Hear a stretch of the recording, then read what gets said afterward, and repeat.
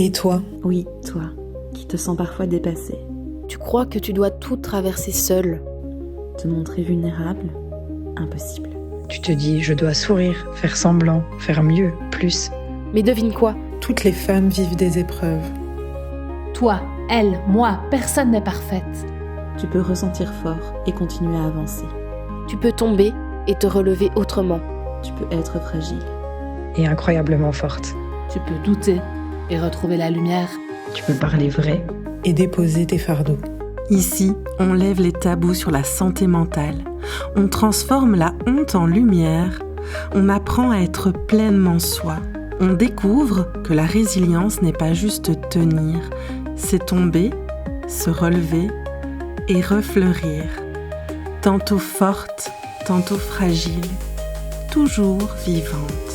Bienvenue dans Deep Bloom, le podcast de maman. Tu es exactement au bon endroit. Bonne écoute.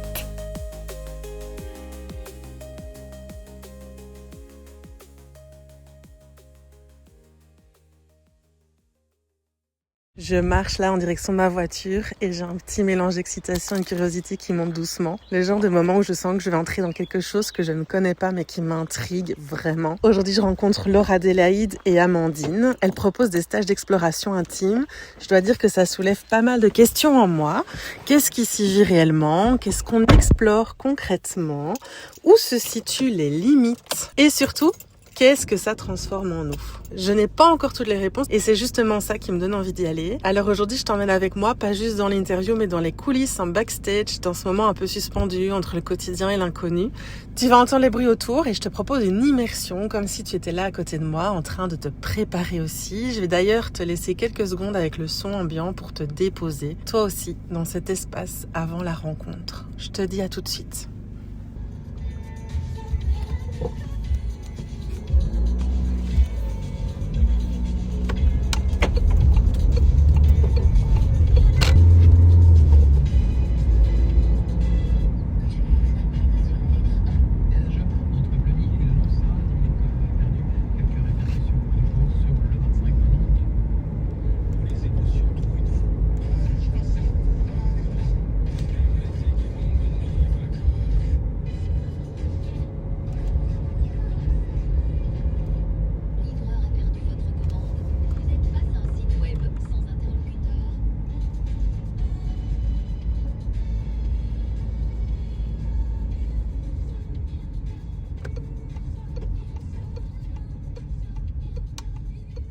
Bonjour Amandine et Laure Adélaïde, merci de m'accueillir ici, dans ce lieu particulier.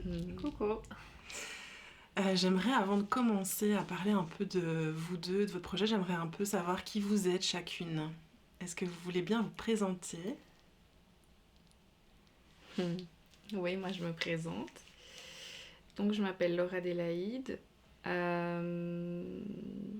Je fais partie de l'exploration intime donc depuis maintenant environ 5 ans. Qu'est-ce que je peux dire ?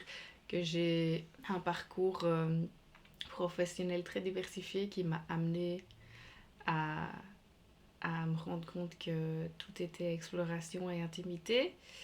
Ce qui est de l'intime et de questionner, voilà, questionner ensemble. Et voilà, j'adore les expériences, l'inconnu, la nouveauté. Voilà, en gros, qui je suis. Et justement, tu viens de parler là de tout ton parcours pro. Qu'est-ce qui peut-être a été vraiment les éléments forts ou qui t'ont amené justement à questionner sur toute cette question de l'intimité ? Je veux dire que j'ai eu d'abord un parcours personnel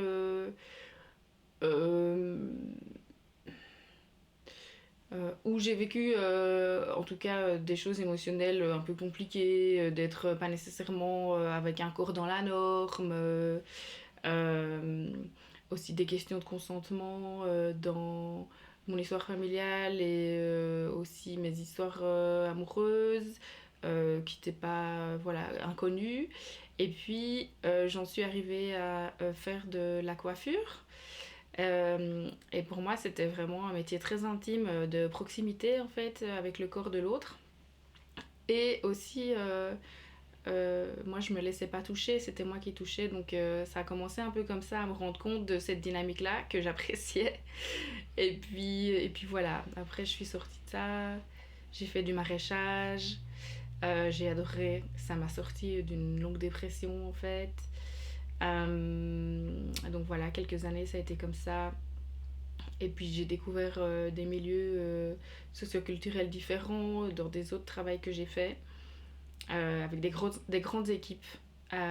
C'était génial. La diversité de personnes, ça m'a amené à avoir plus de réalité, ouvrir un champ des possibles, de vies différentes.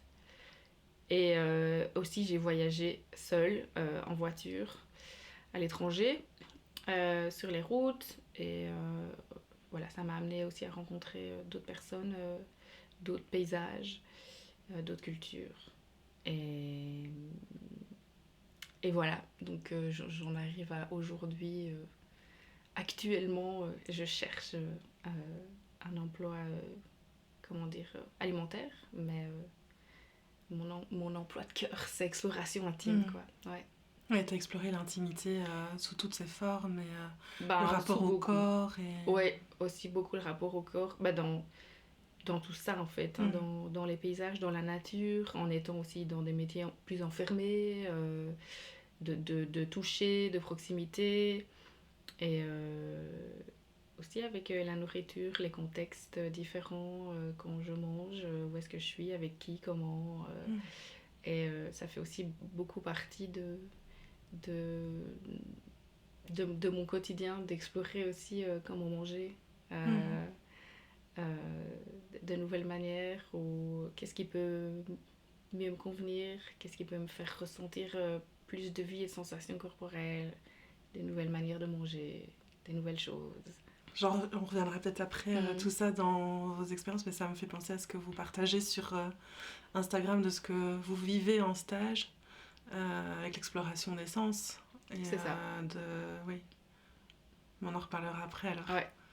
Et toi, Amandine, est-ce que tu veux te présenter? En tout cas, je voudrais dire que c'était trop chouette de t'entendre, Laure Adélaïde, de cette manière-là. J'ai l'impression que c'était encore une nouvelle façon de te rencontrer. C'est trop cool. Me présenter. Je sais pas très bien par où commencer, c'est vaste, hein, je trouve, une vie. Et je me questionne toujours sur... là, en tout cas, dans ma tête, je suis en train de me demander par où je commence, qu'est-ce que je dis, qu'est-ce que j'ai envie, par où je veux me définir, en fait, parce que, alors, la chose qui me vient en premier, c'est de dire que je suis une maman, que j'ai 3 enfants, et puis je suis là, mais est-ce que j'ai envie de me présenter comme ça en premier? Mais voilà, c'est dit. Et clairement, ça fait partie de ma vie. J'ai des enfants et des ados, des petits ados. Je vis en ruralité. C'est aussi quelque chose qui me définit d'une certaine façon. Je suis une animatrice. Ça, je me rends compte de plus en plus que c'est quelque chose que j'ai fait toute ma vie, depuis toujours, c'est animer. Et il y a un moment donné où je trouvais qu'il y avait une connotation un peu péjorative à ce mot-là. Enfin, genre, on va animer, on va faire un peu les foufous. Et un jour, j'ai rencontré quelqu'un qui disait que l'origine latine du mot animer, c'est rendre vivant. Et en fait, ça m'a trop touchée. Je me suis dit, oui, c'est ça. En fait, j'adore rendre les choses vivantes et amener de la vie partout. Et je suis une personne aussi hyper curieuse. J'adore explorer, j'adore découvrir, j'adore rencontrer des nouvelles personnes, découvrir des nouvelles choses. J'adore me former, lire, apprendre, partager. Je suis une personne hyper enthousiaste et j'ai aussi souvent des moments de grand down, des moments avec beaucoup d'anxiété, avec de la dépression. Et ma vie est faite de grandes vagues, de beaucoup d'extrêmes, et j'essaye de naviguer du mieux que je peux dans toutes ces eaux-là. Voilà. Aujourd'hui, je me sens bien et c'est cool. Merci à vous deux. Et qu'est-ce qui a fait que Laure Adélaïde et Amandine, vous vous êtes rencontrées et vous avez créé quelque chose autour de l'intimité et de ces explorations de l'intimité? Explorer, ça, je vois que vous avez toutes les deux ça en vous. Ouais, j'ai envie de dire quelque chose encore, du coup, qui me présente et je pense qu'il peut commencer aussi à répondre à ta question. Donc là, moi, j'ai 40 ans et je suis maman, je suis en couple, etc. Et je crois que je me suis quand même aussi beaucoup questionnée toutes ces dernières années sur justement ces questions de normes, de schémas familiaux, de scripts. Je me suis dit à un moment, mais en fait, pourquoi j'en suis là ? Pourquoi j'ai eu une espèce de petite crise de est-ce que vraiment j'ai voulu avoir des enfants ou est-ce que je me suis laissée embarquer par tout ce qu'on m'a raconté quand j'étais petite, de genre quand tu seras maman, quand tu auras des enfants, quand nanana. Et du coup, j'ai aussi beaucoup déconstruit, ces dernières années, que ce soit intellectuellement, mais aussi dans ma façon d'être au monde et de relationner et dans mes choix en fait de vie. Et y a vraiment eu ce truc de me dire en fait, j'ai pas envie de correspondre à ce à quoi j'ai cru devoir correspondre. Et donc, pour donner un exemple, par exemple, tu coupes ou tu laisses, mais voilà.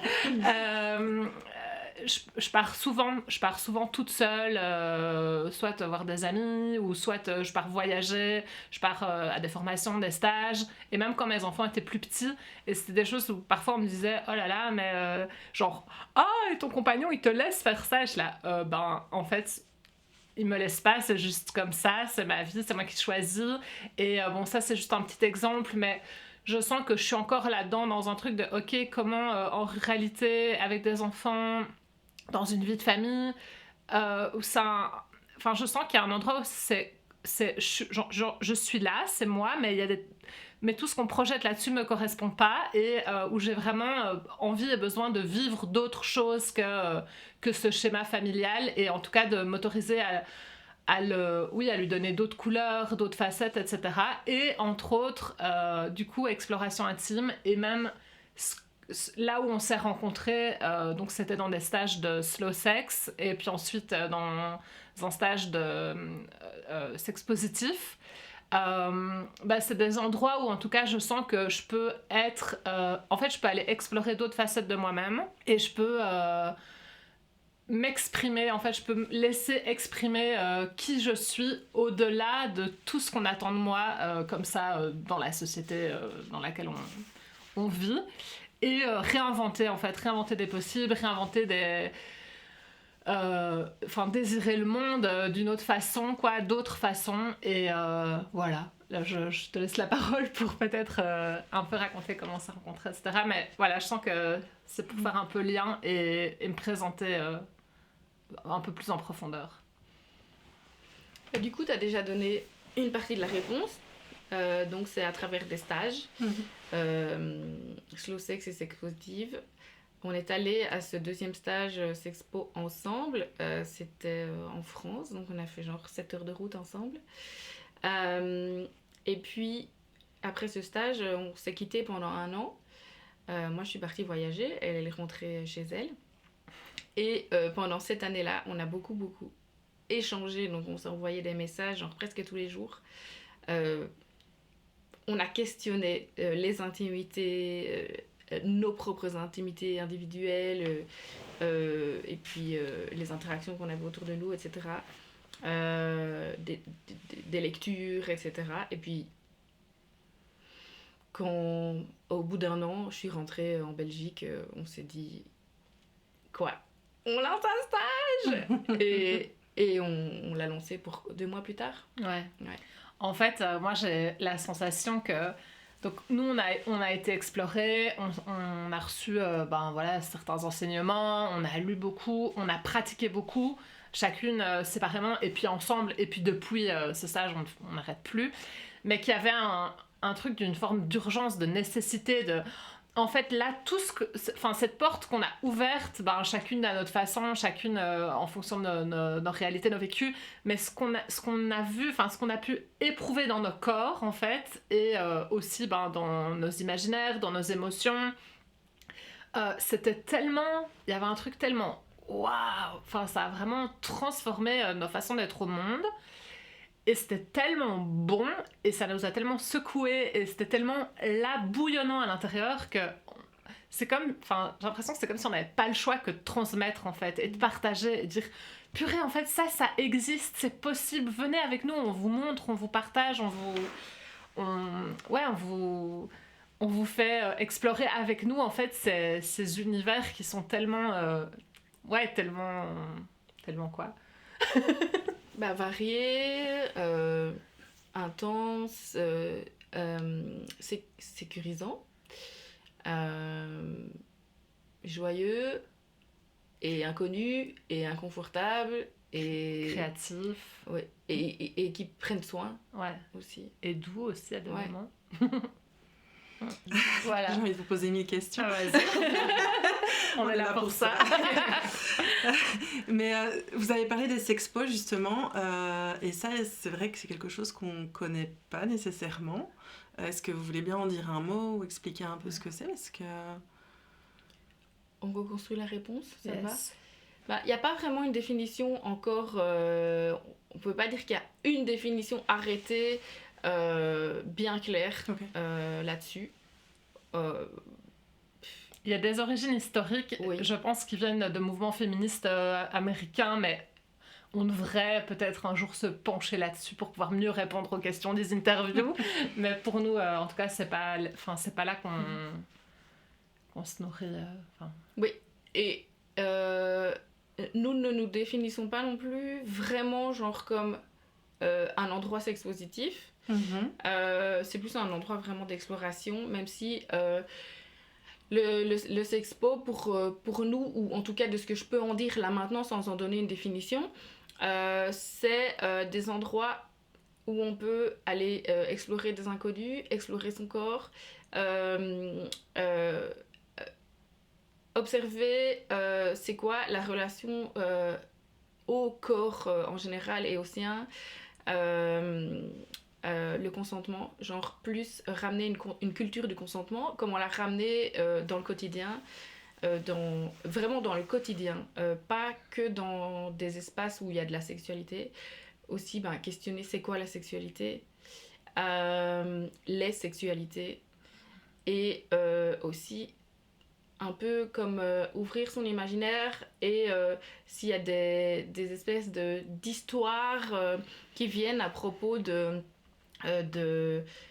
pratiques, peut-être aussi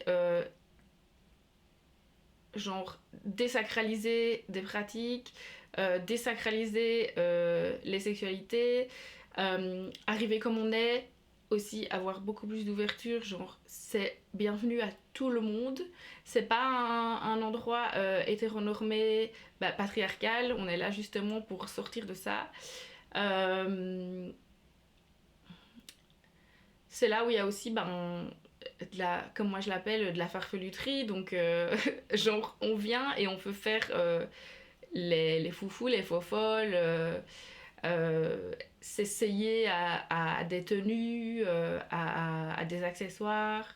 Et il y avait encore une chose, et en fait ça s'appelle sexpo, sex positif, il y a le mot sexe dedans, mais en fait c'est aussi oui, ça peut être désexualiser des pratiques qu'on pourrait se dire que c'est uniquement asexualiser, ces pratiques-là, et c'est bienvenu aux personnes qui sont asexuelles, donc qui n'ont...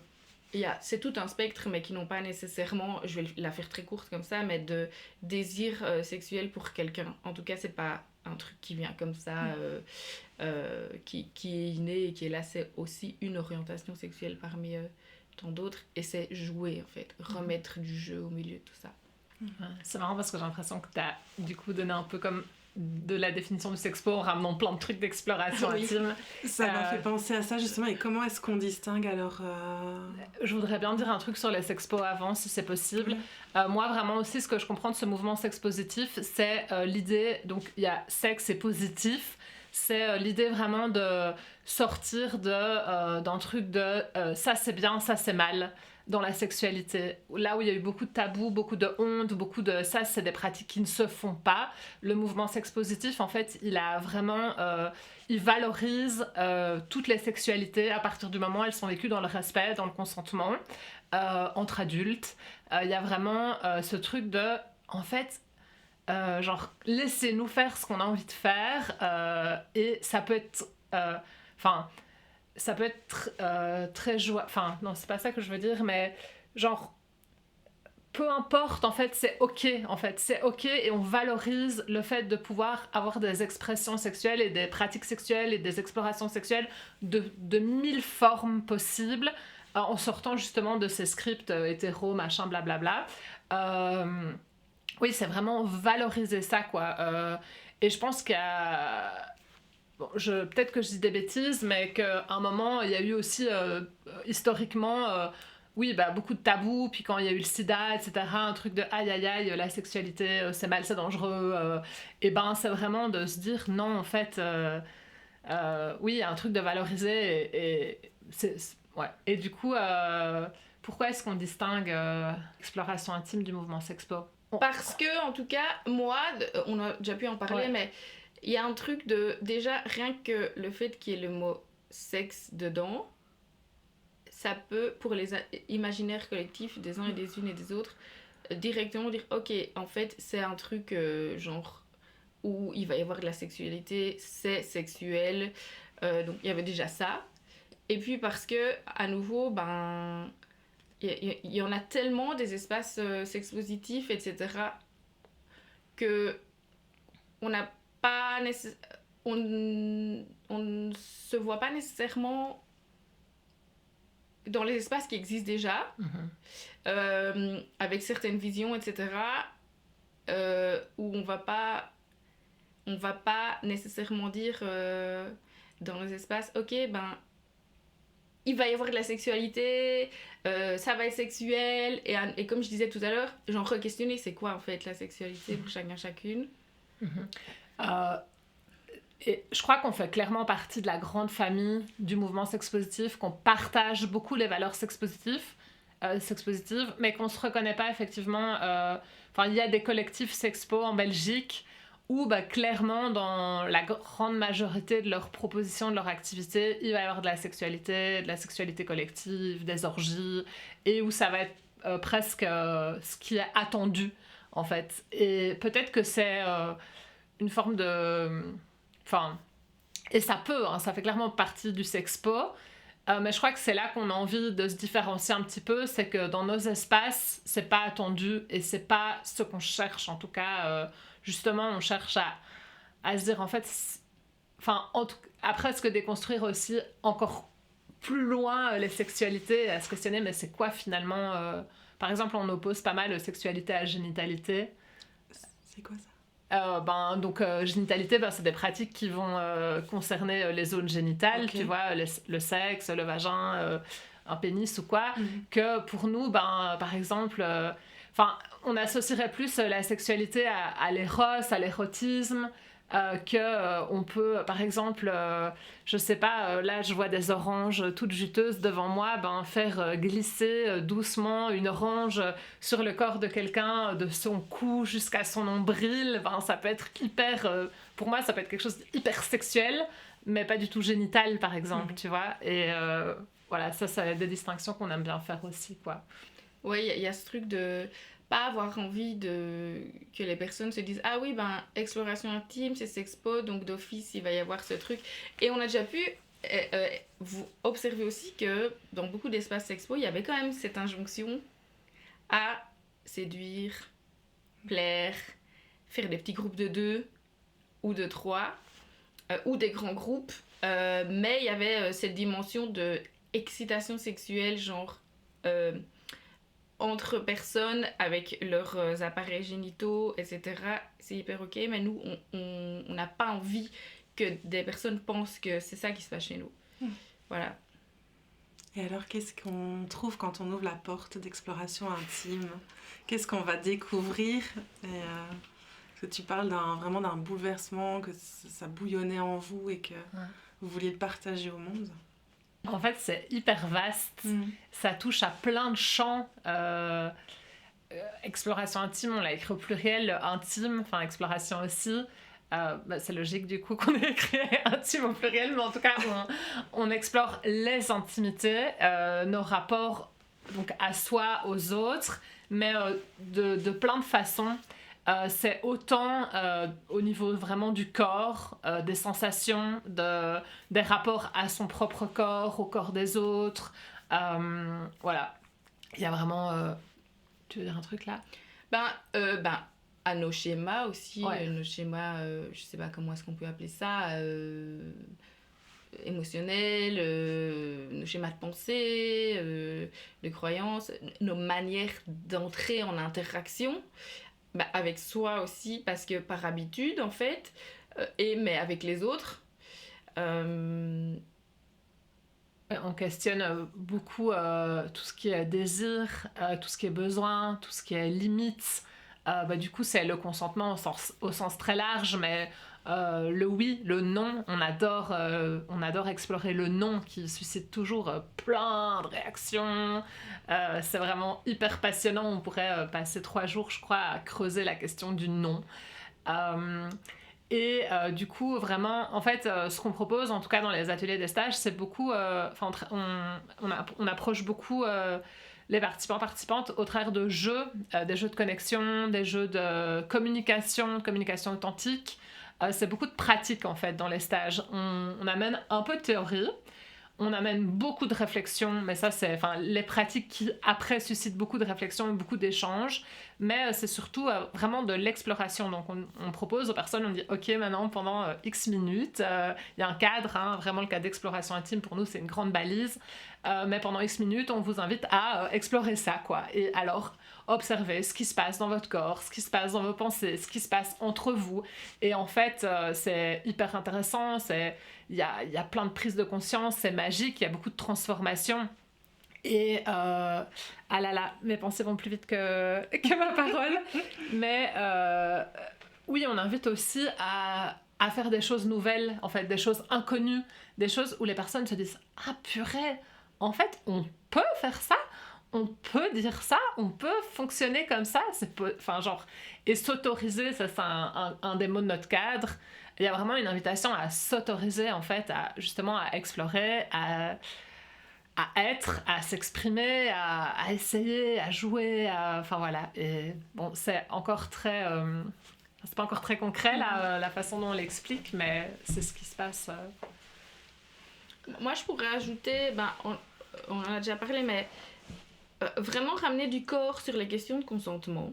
Parce que parfois, il y a vraiment un truc de le consentement, c'est oui, c'est non, ça doit être enthousiaste, éclairé, libre, etc. Oui, mais c'est aussi en fait, parfois, il y a des choses qui... Je pourrais dire, moi, avant, le consentement, je voyais dans ma tête, ok, pour faire une action, oui ou non. Mais en fait, et mon corps, où est-ce que je le mets dans tout ça ? Il y avait un truc de très mental. Des fois, j'ai dit oui. Et en fait, mon corps, c'était non.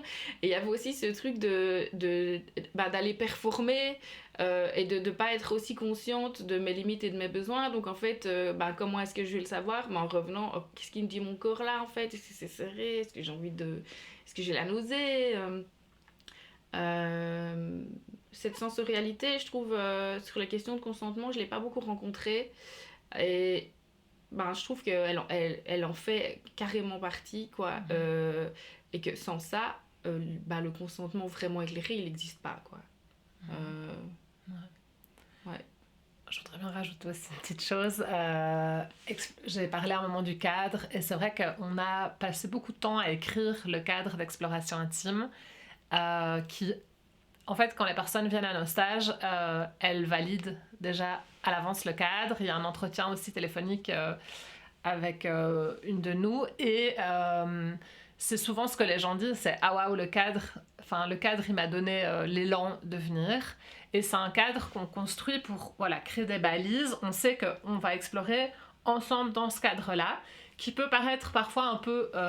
les personnes qui peuvent le trouver peut-être un peu rigide, et en même temps, il permet vraiment de pouvoir à l'intérieur se déployer, se déposer, s'explorer en sécurité.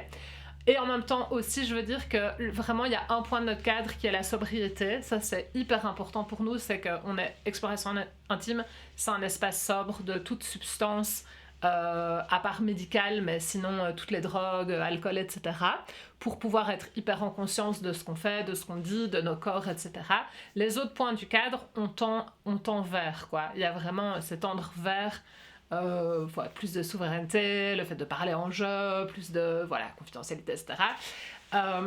Et en fait, à l'intérieur du cadre, enfin, moi, je trouve ça une image, quand je pense à exploration intime, je vois vraiment ce cadre un peu carré ou un rond, et puis à l'intérieur, ça danse, ça bouillonne, c'est farfelu, il y a vraiment beaucoup de légèreté. Enfin, on oscille vraiment entre une forme de stabilité, de cadre et tout, et puis beaucoup de jeux, beaucoup d'exploration, et c'est aussi à ça qu'on invite les personnes, c'est de collectivement, comment est-ce qu'on peut créer d'autres façons d'être ensemble, d'autres façons d'être au monde, un monde qui est quand même bien rangé, quoi. On est censé fonctionner comme ça. On parlait de scripts qui sont des scripts qui sont liés à la sexualité, mais ça peut être aussi... je donne un exemple, moi j'adore aboyer.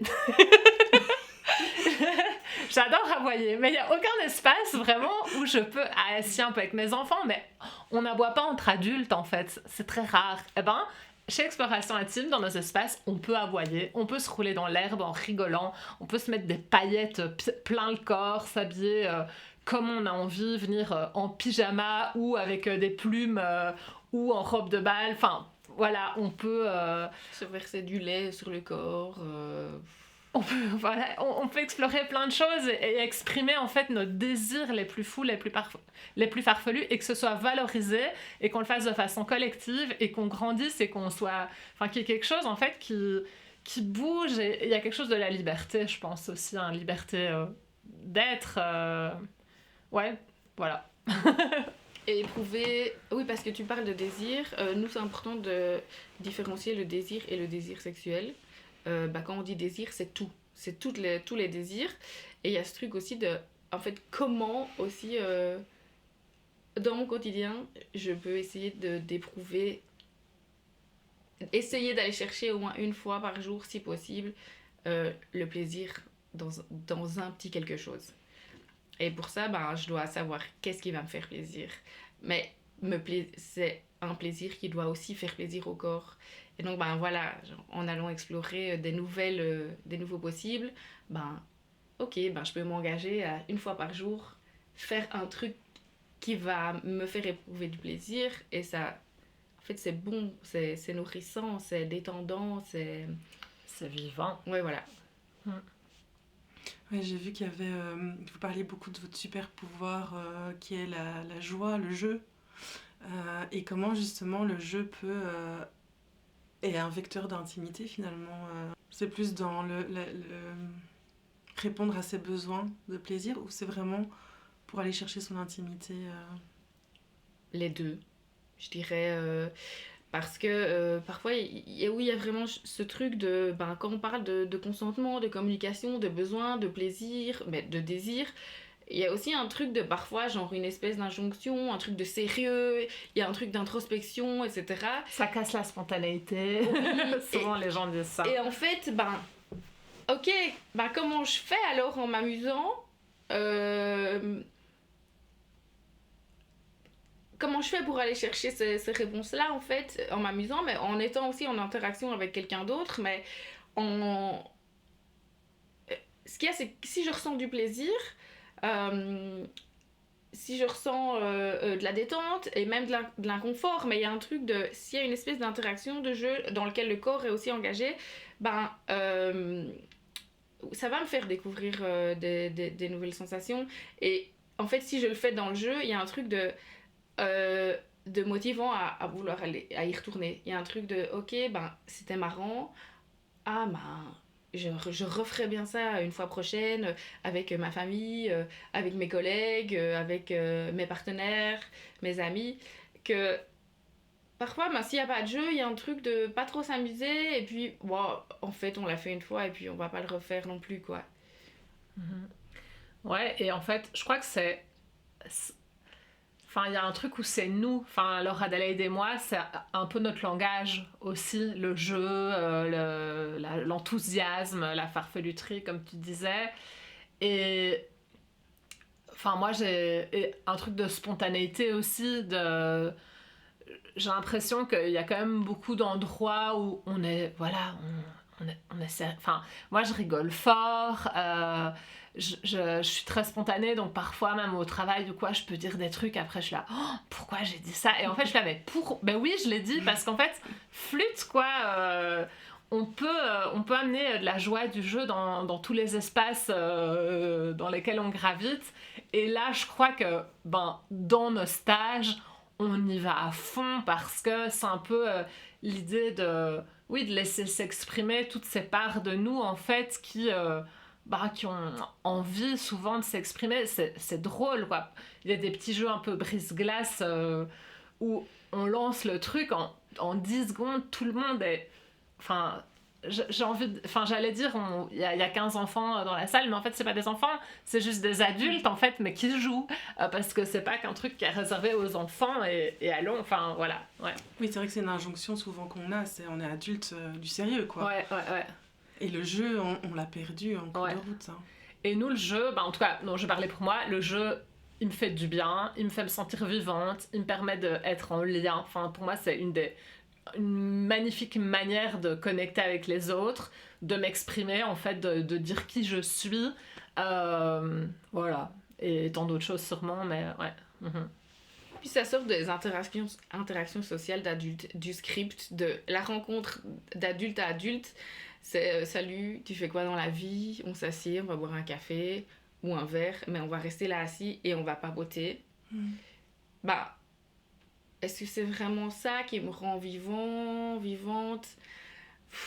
On peut aller voir autre chose, quoi. Oui, pour questionner aussi comment on est en lien avec l'autre et comment on aime être en lien. Parce que c'est vrai que moi, si on me parle de météo, de choses très... c'est des sujets que je vais fuir et on se pose pas ces questions-là, finalement, de qu'est-ce que j'aime trouver dans la rencontre avec l'autre, finalement.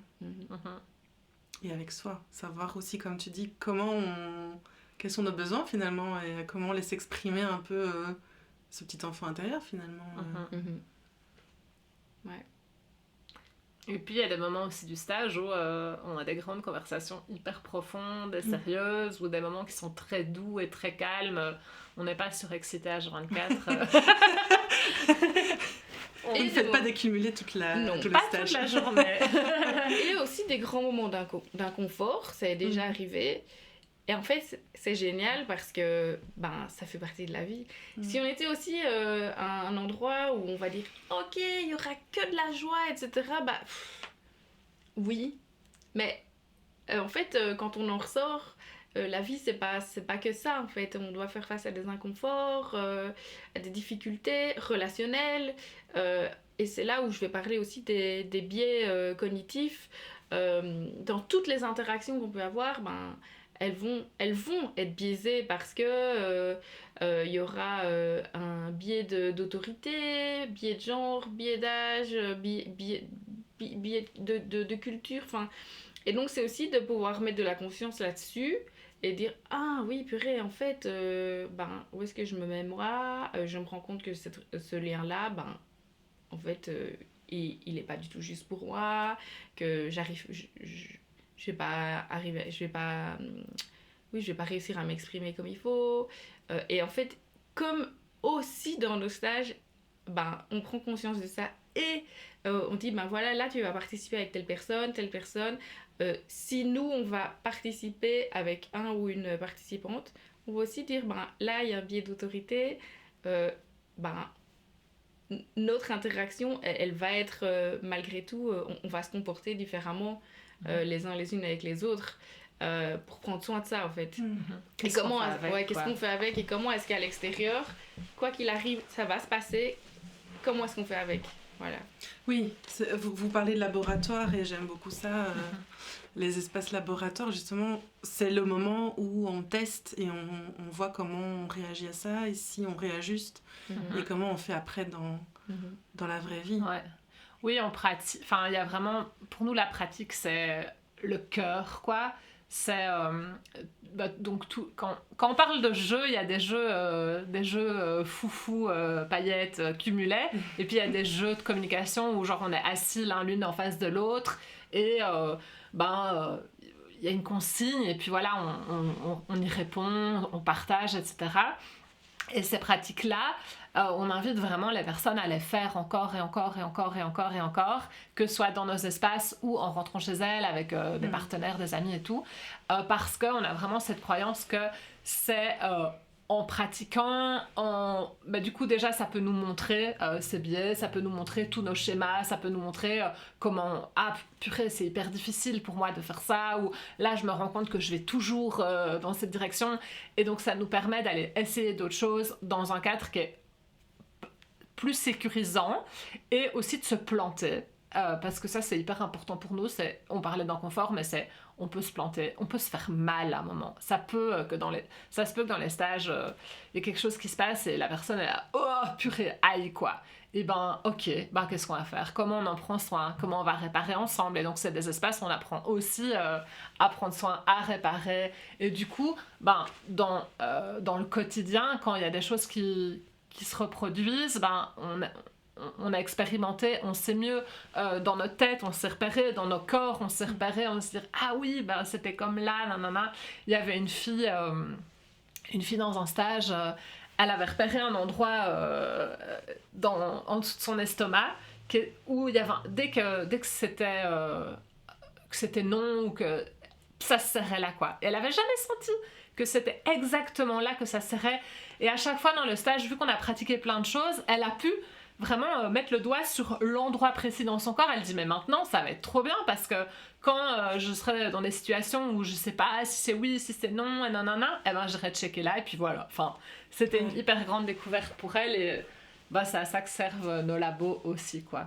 Et c'est autant les pratiques qu'on va donner avec les consignes, mais rien que dans le choix de son ou sa partenaire, quand on va faire des exercices en duo, déjà ça c'est une pratique en elle-même.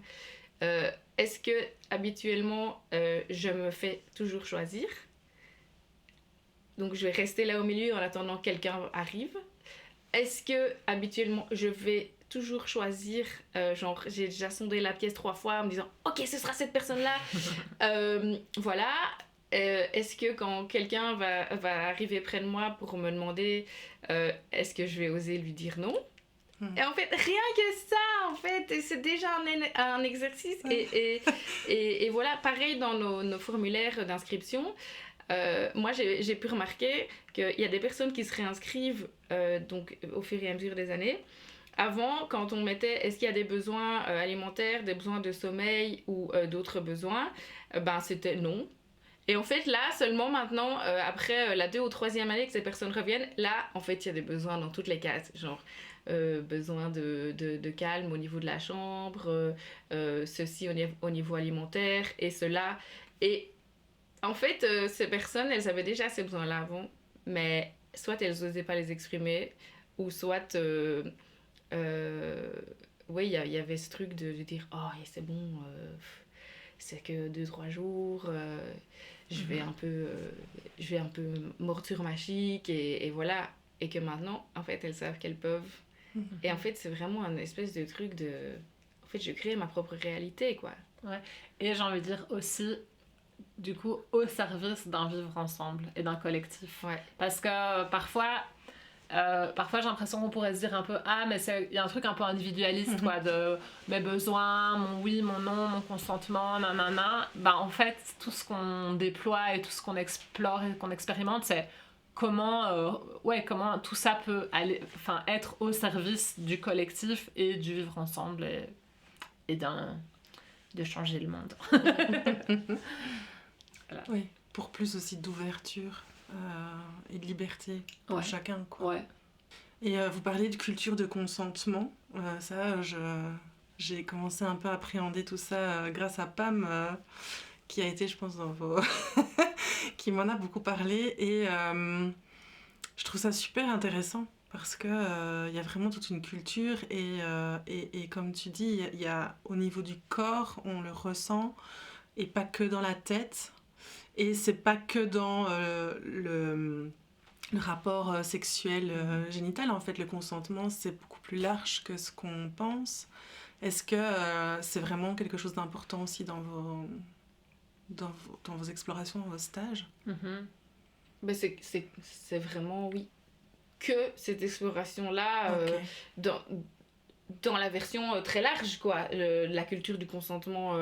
C'est le cœur. Ouais. Oui, c'est vraiment... Parce que toutes les pratiques qu'on va voir, comme on disait tout à l'heure, c'est pas des pratiques génitales qu'on va proposer. Et donc, oui, c'est dans les interactions du quotidien, comment est-ce qu'on instaure cette culture du consentement. Et comme c'est pas quelque chose qui est appris dans nos sociétés, parce qu'on vient vraiment d'une culture du viol, ça doit, genre, dans le quotidien de chaque personne, c'est nécessaire de le ramener pour des mini-choses. Si on propose à boire du jus d'orange et que en fait j'aime pas, ou voilà, ou je suis même allergique, je vais plus dire oui en fait. Et puis, ou si je suis la personne qui le propose et dire ah mais t'es sûre? Parce que je viens quand même de presser les oranges, j'ai été les chercher au petit marché, t'es sûre que je l'ai quand même préparé avec amour? Et voilà, on peut aussi observer tout ça en fait. Ouais. Oui, vous allez vraiment décortiquer le consentement sous toutes ses formes pour qu'on soit plus armé, plus en conscience dans nos choix au quotidien et qu'on sache dire des non. Et des oui. Qui se respectent et des vrais oui. Oui, et parce que c'est par des mini-choses du quotidien comme ça que quand il y a plus d'enjeux, quand ça vient toucher vraiment des intimités qui ont pu être meurtries, par exemple, ça peut comme ne pas, mais dans la sexualité, il y aura beaucoup plus de facilité à venir rapporter en fait des consentements, des petits oui, des petits non, etc. Si je l'ai fait pour dire non à un jus d'orange que pour dire non à une expérience où il y a de la sexualité génitalité qui va entrer, quoi. Ouais, moi en fait j'ai l'impression qu'on baigne tellement à fond dedans que j'en oublie que c'est pas du tout une évidence pour tout le monde. Et là en l'occurrence je vais profiter d'être une maman mais clairement il y a toutes ces j'ai l'impression que c'est déjà du passé, mais non, mais ces histoires de forcer les enfants à faire des bisous et des trucs comme ça, c'est exactement la même chose que ce que Laura Adelaide dit. Si quand t'es tout petit, on te dit que tu dois aller sur les genoux de machin, on te dit que tu dois faire des bisous, en fait comment veux-tu plus tard être en capacité de dire non, je veux pas ça, etc. Et donc ça commence bébé, et c'est chaque petit geste, chaque petite chose, sans partir non plus dans un truc hyper contrôlant, rigide et tout. Ça peut être très fluide en fait, ça peut être très joyeux et très fluide, mais oui, je me rappelle d'un petit exemple, j'avais écrit là-dessus parce que ça m'avait trop touchée. C'était un médecin qui un jour ma fille avait un truc sur le doigt, et le médecin l'avait pris sur les genoux pour mieux voir son doigt. Et il l'avait pris sans rien lui dire, quoi. Et je me souviens que ça m'avait fait un truc un peu d'alarme dans le corps, et je savais pas trop, il m'a fallu quelques secondes, et après 30 secondes, je lui ai dit « En fait, docteur, je voudrais bien vous dire un truc. » Genre, j'étais presque mal à l'aise, alors maintenant je ne le serais plus, mais je suis là « En fait, vous avez pris ma fille, mais vous lui avez même pas dit, vous lui avez même pas demandé. » Et alors, je me demandais un peu sa réaction, il m'a fait « Ah mais vous avez raison, mais je suis hyper désolée, je l'ai fait par habitude, mais oui, et en plus j'en parle tout le temps à mes collègues et tout. » On peut, il pouvait tout à fait dire « Écoute cocotte, je voudrais bien voir ton doigt, ce serait plus facile pour moi si tu venais sur mes genoux, est-ce que t'es d'accord ? Ou alors je te mets sur la table, peu importe. » Et en plus du coup là c'est une figure d'autorité, donc il y a encore un nouvel enjeu et tout, mais voilà, c'est des choses comme ça, et c'est tout le temps, c'est H24 dans le quotidien, et c'est... Là, vraiment, c'est transitionner d'une culture, effectivement, du viol au consentement, et ça passe par tout ça, quoi. Est-ce que vous voulez dire quelque chose d'autre par rapport à l'exploration intime et à tout ça ? Moi, je voudrais rajouter aussi une chose, c'est que apprendre un nouveau vocabulaire, aussi, c'est hyper important. Il y a un truc de pas connaître les sensations du corps, pas savoir mettre des mots. Oui. Ça c'est hyper important, parce que même quand on est adulte et qu'on n'arrive pas à définir c'est quoi la sensation, aussi comment est-ce que les enfants pourraient le faire. Il y a vraiment un truc de ça, et apprendre à être spécifique dans ce que je vais demander, dans ce que je vais exprimer en désir. Il m'est déjà arrivé plein de fois de recevoir une liste de courses de participantes qui avaient besoin et voilà, qui n'étaient pas en capacité de les faire juste avant, en fait déjà là il y avait un exercice de si on me demande un pain, des pâtes et fruits. Et oui, c'est ça, un pain, des pâtes et fruits. En fait, c'est quoi comme pain que tu veux? Est-ce qu'il est coupé, pas coupé, frais, pas frais, pâtes, et combien de grammes, des pâtes blanches, et voilà comment est-ce que dans la communication, ça ne fonctionne pas en fait au quotidien. Parce que on parle, mais on ne donne pas d'éléments pour qu'on puisse se comprendre. Et donc voilà, c'est aussi ça, genre réapprendre à s'exprimer comme il faut avec un vocabulaire que potentiellement on n'a pas appris. Et voilà, c'est aussi ça important. Ouais, d'où l'importance de se connaître et de connaître ses besoins, ses envies pour être le plus précis déjà possible et en clair avec soi. Ouais. Et clair dans le message. Ouais. Moi, j'ai envie de rajouter, c'est une chose à laquelle je pense, c'est du coup cette capacité à se sentir, à sentir notre corps, nos besoins, etc. Et du coup, à s'autoriser à les dire ou à demander ou à ajuster. On a tellement pratiqué, expérimenté que pour moi, c'est devenu vraiment hyper facile, évident, mais j'observe parfois dans mon entourage des personnes qui sont là. Enfin, je vois, il y a un truc qui va pas, mais en fait, j'ai le droit. Est-ce que je peux? Je vais déranger? C'est pas si facile. Ou même qui ne se rendent pas compte qu'elles sont, par exemple, dans une position hyper inconfortable, et du coup, tout ce qui va se vivre autour va se vivre de façon pas fluide. Il y a quelque chose, pour nous la souveraineté c'est quand même un grand mot aussi, et de s'autoriser, et du coup toutes les interactions sont tellement plus fluides, plus fécondes, plus je trouve joyeuses aussi, ou en tout cas il y a quelque chose de très fluide, et soigner, ouais, prendre soin, ouais, voilà. Je pensais à quelque chose, c'est parti. Ah mince. Ouais, je voulais rebondir. C'est pas grave, ça reviendra. Ah mince, ça m'embête. Bon. Ça va revenir. Ça va revenir. C'est en lien avec ce que je disais juste maintenant. Ouais, c'est... S'autoriser, souveraineté. C'était avant. Le confort, vocabulaire. Sentir son corps. C'est parti. Non, ça reviendra ou ça reviendra pas. Qu'est-ce que vous aimeriez, vous, que les personnes qui viennent à vos stages,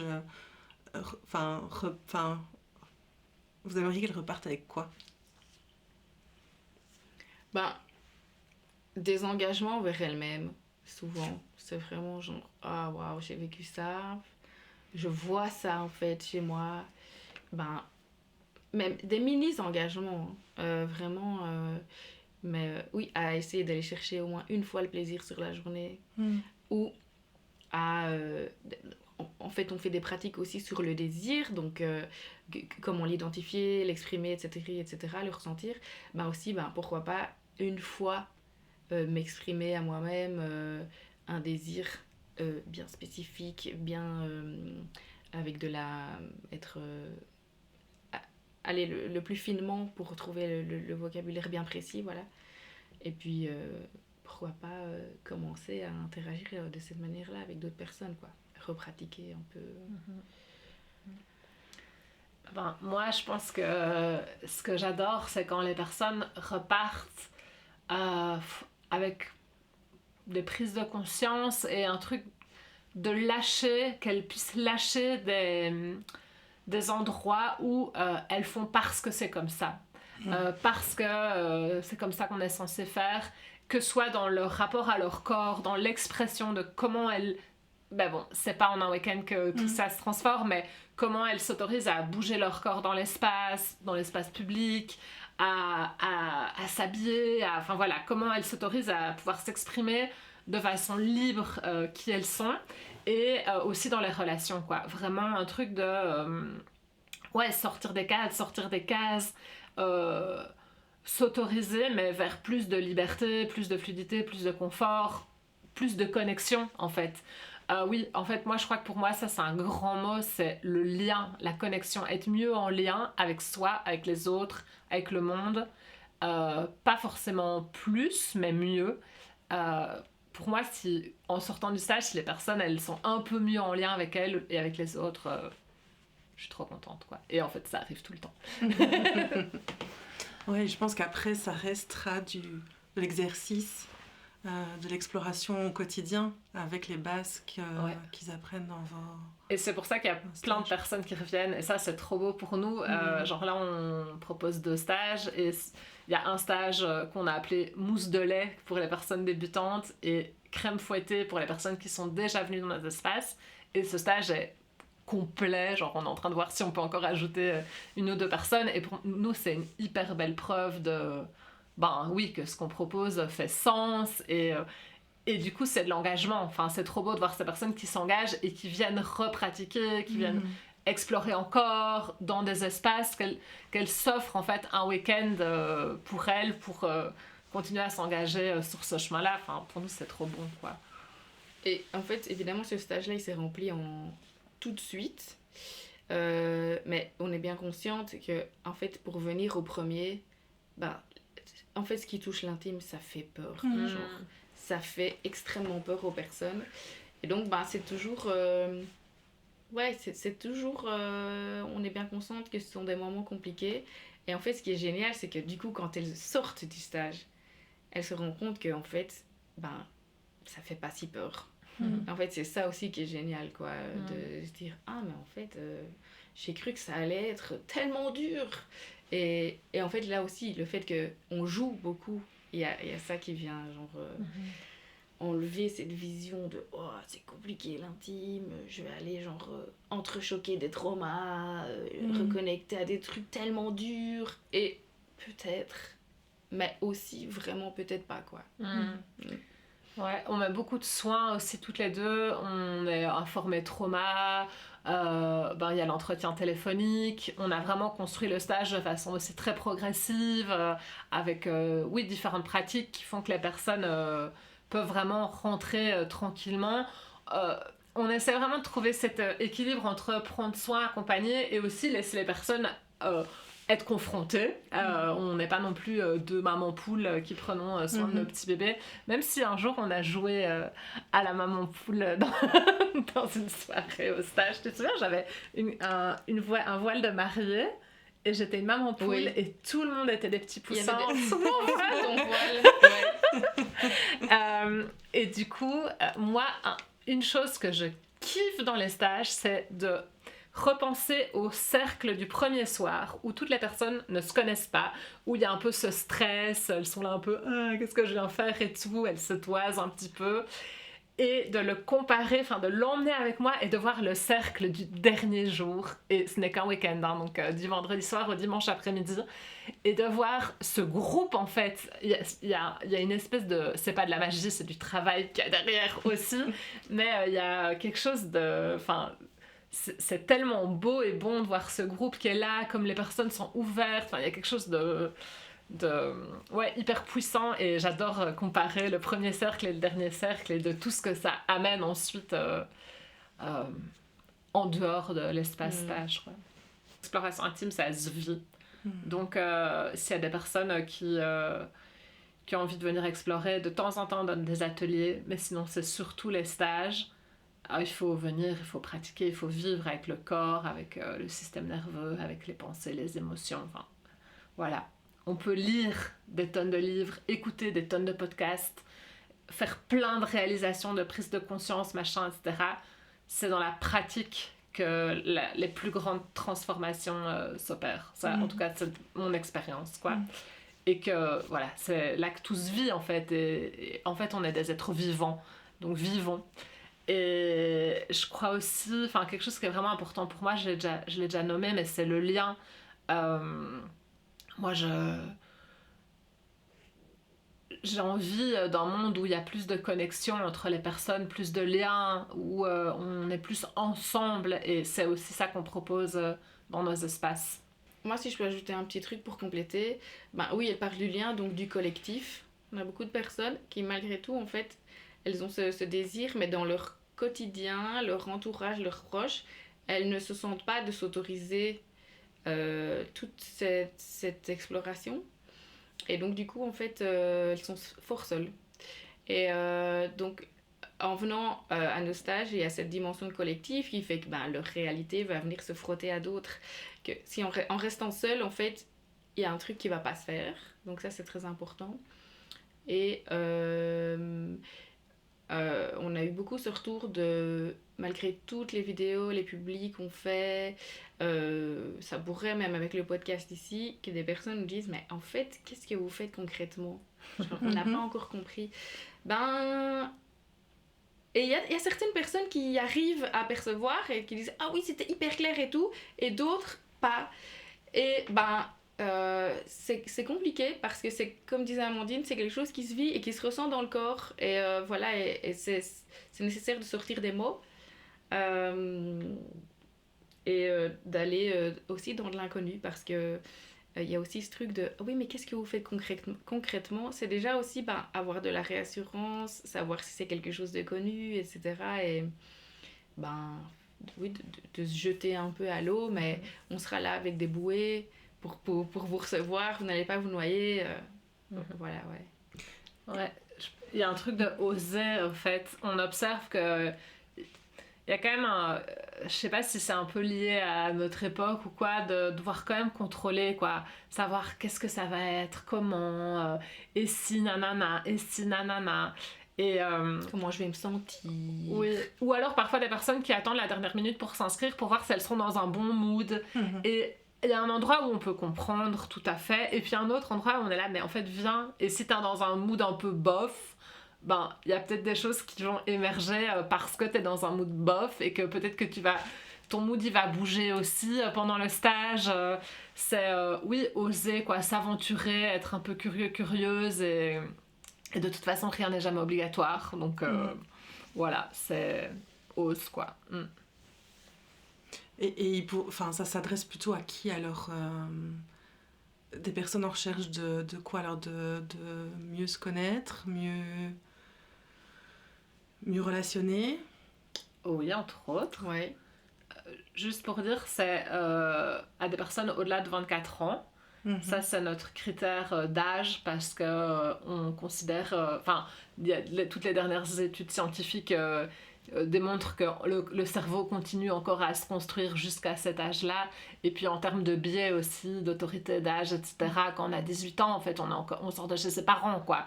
Donc voilà, c'est adulte au-delà de 24 ans, peu importe après le genre, les orientations sexuelles... on n'est pas du tout dans des stages où il y a une parité homme-femme, etc. Nous, on s'en fout complètement de ça. C'est bienvenue à tout le monde. Et aussi la dimension du corps. Vraiment de mieux ressentir, mais aussi genre comment lui dire bonjour et l'accueillir, quoi, son propre corps. Mais le corps des autres aussi. Les corps, en fait.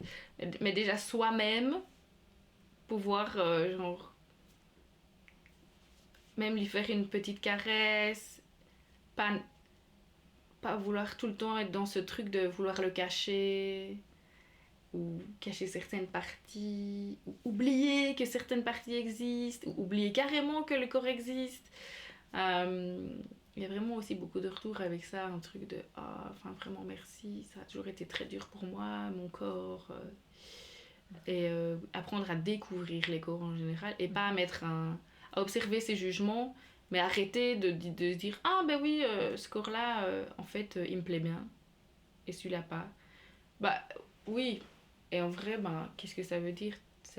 Tu peux quand même l'observer, le valider. Voilà. Ouais. Et aussi, il y a, je pense, ce truc de s'autoriser... on entend souvent dans les stages des personnes... qui ont plein de désirs, plein d'envies, d'envie d'expérimenter des choses et qui, comme on vient de le dire, qui ne savent pas où le faire, ni comment, ni dans quel espace.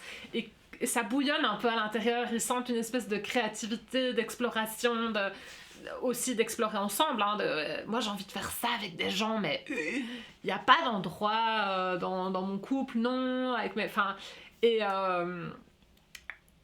Et du coup, qui dans nos stages trouve cet espace où, dans ce cadre, ces personnes peuvent expérimenter, peuvent exprimer qui elles sont. Et ça peut être aussi dans les vêtements, par exemple. Ça peut être dans les pratiques. Parce qu'il y a une soirée, le samedi soir, c'est une soirée qui est la soirée intime et créative, donc qui est plutôt autogérée. À partir de tout ce qu'on aura exploré ensemble, toutes les techniques, tous les concepts, etc., ça va être le labo dans le labo. Et là, il y a parfois des gens qui sont là « Oh, mais j'ai tellement rêvé toute ma vie un jour de faire ça !» Et purée, aujourd'hui, je trouve l'espace dans lequel je peux essayer telle chose qui, en fait, ailleurs peut paraître complètement trop chelou, quoi. Et nous, la chelouterie, on aime bien. Et voilà. Et ça, il y a quand même... souvent, on entend ça, quoi. Je pensais pas qu'il y ait d'autres gens qui auraient envie d'explorer ça avec moi, ou qu'il existait des endroits où je pourrais enfin être dans cet état-là. Enfin, voilà. Ouais, c'est bon. Ouais, et ça s'adresse aussi à des personnes qui aimeraient bien aller dans des espaces où elles vont aller explorer leur sexualité. De type club libertin, espace expositif, espace de tantra et autres, et qui l'ont soit jamais fait, qui aimeraient tant, mais il y a un truc peut-être où je sais pas vraiment si je suis en capacité, si je vais oser, est-ce que c'est vraiment ça qui va me convenir, etc. Un petit passage par chez nous avant, ça donne déjà une bonne boîte à outils pour pouvoir bien vivre son expérience d'une manière un peu plus sereine. Oui, avec le consentement, le cadre et la sécurité. Ouais, tout à fait. Donc ça aussi... Ouais. On a déjà eu des retours de personnes qui étaient allées dans un grand festival sexpositif à Paris et qui nous ont dit « Oh waouh, c'était trop bien de passer chez vous avant. Genre, on est là avec notre boîte à outils et on sait trop bien comment naviguer dans cet espace. On se sent hyper souveraine. » Et je pense... j'ai un peu la croyance que tout le monde recherche ça, mais peut-être que c'est juste moi qui extrapole, mais je vais revenir avec ce truc de lien. En fait, dans nos espaces, on est très vite dans des liens intimes, en fait, avec les autres, quoi. On balance les masques, les propositions les pratiques qu'on propose, elles nous offrent de directement entrer dans quelque chose de très intime, de très profond, de très authentique. Et en fait, il y a beaucoup de personnes qui sont en recherche de ça, ou même qui ont oublié qu'on peut relationner de cette façon. Alors Adélaïde et moi, on a passé beaucoup d'années à développer une relation, une manière de communiquer, une manière d'être en lien qui est hyper profonde, authentique, subtile.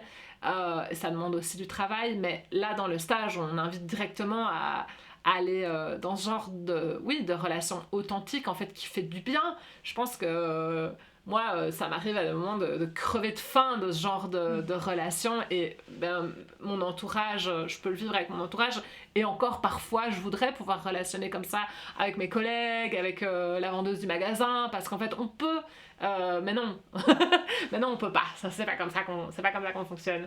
Et là je pense qu'il y a des gens qui sentent dans leur trip, en fait, que on peut relationner de façon hyper différente de ce qu'on a l'habitude de faire, beaucoup plus sensible, beaucoup plus à l'écoute, beaucoup plus dans le soin, beaucoup plus dans le vrai, et ça fait trop du bien. Et du coup voilà, c'est ça que certaines personnes soit viennent chercher, soit trouvent et se disent waouh, en fait c'est trop bon, et ramènent ça aussi autour d'elles, quoi. Ça fait quand même des petits, hein. Et il y a des groupes entiers qui continuent à se voir après être passés chez nous, genre qui se rejoignent quasiment l'entièreté régulièrement, qui continuent à se voir régulièrement. Nous, c'est jamais ce qui se passe après. Mais j'ai appris ça il y a pas très longtemps, et je me suis dit oh waouh, il y a genre 10 personnes qui continuent à se réunir, quoi. C'est génial. Ouais. Merci beaucoup. C'était très intéressant, très riche. Moi, je peux te poser une question. Ouais. Du coup, de nous entendre comme ça, est-ce que tu aurais envie de... je sais pas, de nous... c'est quoi exploration intime pour toi, du coup, ou qu'est-ce qui t'a interpellé, qu'est-ce qui t'a touché? Enfin, j'ai de la curiosité, si tu veux bien. Je pense que j'avais déjà en tête ce que vous m'avez dit, et ça m'a plus confortée dans, effectivement, l'expérimentation par le corps, vraiment être plus connectée à ses besoins, à soi, pour mieux être en lien avec les autres. Laisser s'exprimer vraiment sa créativité. Ce qui je trouve très touchant pour moi, c'est justement le rapport au corps et arriver à avoir une autre relation aussi avec soi-même et son corps. Et le travail du consentement que j'avais commencé avec Pam, qui...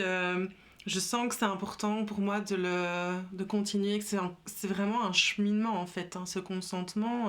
D'abord on prend conscience qu'on ne sait pas poser ses limites, enfin moi, que je ne savais pas poser mes limites, que je savais pas dire un non. J'ai lu aussi que vous parliez de gratuité des échanges, là, et que vous offrez des expériences sans gratuité, enfin dans la gratuité des échanges.